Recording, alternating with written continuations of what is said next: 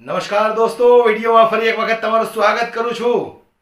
આજે મારે તમને દેશના વડાપ્રધાન નરેન્દ્રભાઈ મોદીનું ભાષણ સંભળાવવું છે, અને એ પણ મહારાષ્ટ્રની ધરતી ઉપર જે રીતે નરેન્દ્રભાઈએ ભાષણ કર્યું છે એ ભાષણ હું તમને સંભળાવવાનો છું। પણ એના પહેલાં મારે થોડીક વાત કરવી છે, એટલે વિડીયો બરાબર ધ્યાનથી સાંભળજો અને વધુમાં વધુ લોકોને શેર કરજો। જે રીતે મહારાષ્ટ્રની ધરતી ઉપર નરેન્દ્રભાઈ મોદી દેશના પ્રાઇમ મિનિસ્ટર કહેવાય છે, એ ભાષણ કરી રહ્યા છે। એ ભાષણની અંદર એવી વાતો કરે છે કે જેને સાંભળીને આપણને એવું લાગે કે હવે નરેન્દ્રભાઈ મોદી પાસે જનતા પાસેથી વોટ માંગવાના કોઈ મુદ્દાઓ બચ્યા જ નથી।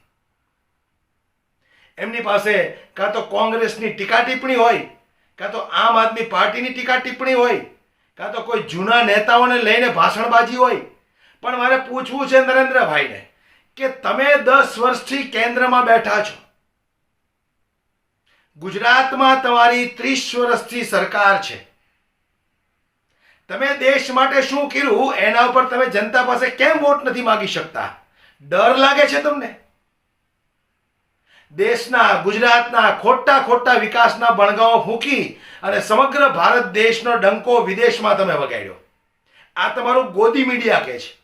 અને બીજું દુઃખની વાત તો એ છે કે હિન્દીમાં વધારે પડતા ન્યૂઝ આવતા હોય નરેન્દ્રભાઈના, એટલે આપણે જોઈએ તો ગામડાના જે બુઝુર્ગ લોકો હોય, ખેડૂતો હોય, એ વધારે એમાં સમજી ન શકે। એટલે આજે મારે તમને આ નરેન્દ્રભાઈ મોદીએ જે વાત કરી એ વિડીયો બતાવો છે, અને પૂછવું છે મારે નરેન્દ્રભાઈ મોદીને કે 10 વર્ષના શાસનની અંદર તમે શું કર્યું છે? ફક્ત 370 હટાવી અને રામ મંદિર બનાવ્યું, અને એ પણ હજી બન્યું નથી, ફક્ત એની સ્થાપના થઈ છે। પણ જનતાને તમે શું આપ્યું છે? ગુજરાતની આપણે વાત કરીએ તો ગુજરાતની અંદર અસંખ્ય સરકારી સ્કૂલો બંધ થઈ ગઈ। જ્યારે ભારતીય જનતા પાર્ટીના શિક્ષણ મંત્રીને પૂછવામાં આવે છે ત્યારે એવો જવાબ આવે છે કે ભાઈ કોઈ છોકરાઓ સ્કૂલમાં ભણવા આવતા જ નથી, તો પછી સ્કૂલ કેવી રીતે ચાલે? અરે તમારી સ્કૂલની હાલતો કેવી છે તમે જોઈ છે? બાંધકામ કેટલા જૂના થઈ ગયા છે, ટોયલેટની સુવિધા નથી, પીવાના પાણીની સુવિધા નથી, ઓરડાઓની સુવિધાઓ નથી। અરે 1600 સ્કૂલોની વચ્ચે એક ટીચર, વિચાર કરો તમે, કેટલી સ્કૂલો બંધ પડી છે। સરકારી ટીચરની જરૂર છે, છતાંય આ લોકો ભરતી કરતા નથી। ભણેલા ગણેલા યુવાનો બેરોજગાર રખડે છે, ત્યારે નરેન્દ્રભાઈ મોદી એને એવું કહે છે કે ભાઈ ચાની લારી કરો, પકોડા તળો, આ પણ એક રોજગાર છે। આ રોજગારની વાત કરી હતી તમે કે અમારી સરકાર બનશે એ તો દર વર્ષે 2 કરોડ લોકોને અમે નોકરી આપશું।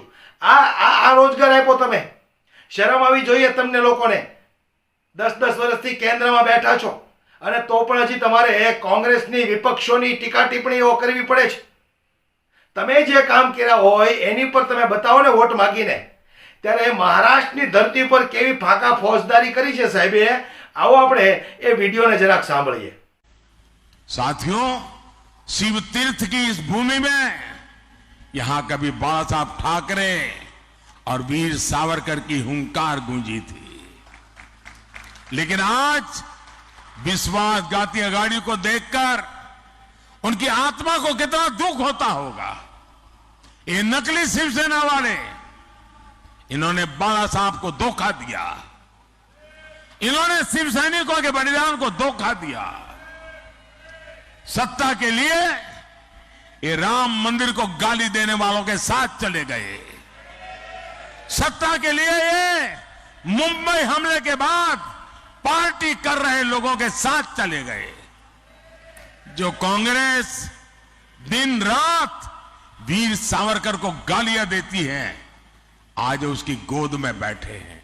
और मैं एनसीपी के नेता को चुनौती देता हूं, आप राहुल से बयान करवाइए कि वो जीवन में कभी भी वीर सावरकर का अपमान नहीं करेगा। जब एक बयान करवा दीजिए। अभी उन्होंने चुनाव है इसलिए चुप करवाए, ताला मारा है उसको, लेकिन जरा बुलवा दीजिए एक बार कि मैं जीवन भर वीर सावरकर के खिलाफ एक शब्द नहीं बोलूंगा।